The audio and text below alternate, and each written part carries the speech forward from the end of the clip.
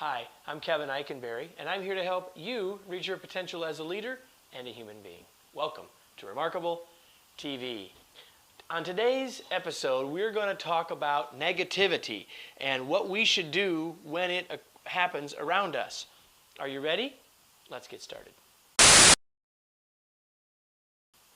It happens all the time.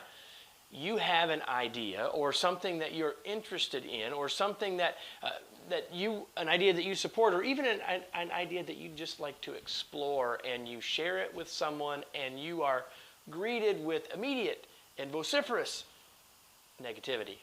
The question is, what do you do next? Now, exactly what you do depends a little bit on the situation and how vociferous the negativity is, and the person that you're dealing with, and your relationship with them, and how important the idea is, and a bunch of other factors. But all of those things may impact your final decision of what to do in your response. But our responses basically come down to one of four. But before I talk about those four basic responses, let me just share this fact about the situation, and that is that negativity will grow in the absence of positivity. And if you want positive energy to flow around an idea, at some point someone has to interject that positive along the way. Now, with that idea in mind, let's talk about these four basic approaches that we have. The four approaches that we have are to ignore it and them, to agree with it or them, to disagree with them, or to acknowledge the idea or them. So let's talk about each of those four. First, ignore. That is, you say something, they spout negativity, and you basically walk away. That's one approach. It's probably not the approach that you want. It may damage the relationship.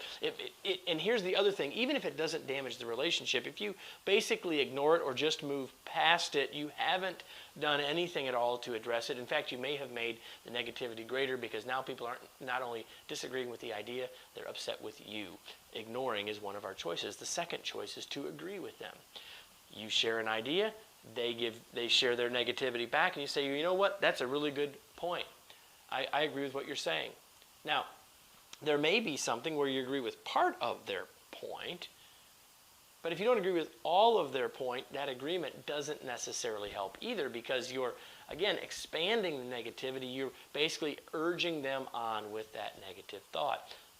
Third option is to disagree with them. That may be the one you're thinking of first, like, you're being negative and I think that's silly. There's a lot of positive here. So sometimes we try to disagree with them and immediately move into a point-counterpoint sort of approach of trying to convince them of why this is a good idea. And while that's eventually where we want to get, agreeing first might not be your best choice. The fourth choice, and the one that I would pick in most situations, is to acknowledge them and their idea. You share your point, they come back with negativity, and you say, you know what, I understand what you're saying. Notice in acknowledging, I don't have to agree. I hear what you're saying. I understand your perspective. Tell me more about it. What acknowledging first does is takes down the other person's defenses. It gives you a chance to ask some questions and create a conversation about their concerns, and potentially understand their concerns more, to educate them to change it, or to inform yourself as to what you need to do to help to change their perspective down the road. If we simply ignore it, it isn't necessarily the right answer. We certainly don't want to agree with it. Disagreeing with it may not be where we want to start. If it were me, most of the time, if the naysayer is sharing their negativity with me, I'm going to start by acknowledging their point and moving on past that. So here's a key idea from this episode that I've created as today's tweet. Agree with negativity and watch it grow. There's energy in every situation.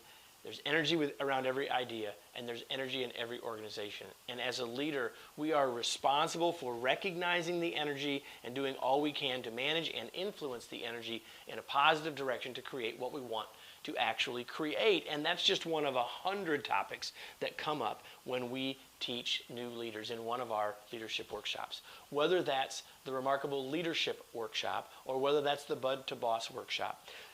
In either case, whether it's you're a more seasoned leader and would be looking at the Remarkable Leadership Workshop, or are newer in your role and would be interested in the Bud to Boss workshop, we help you as a leader build the skills and confidence to lead your team successfully, including talking about energy, including talking about attitude, including talking about all the things it takes to have others willingly follow us.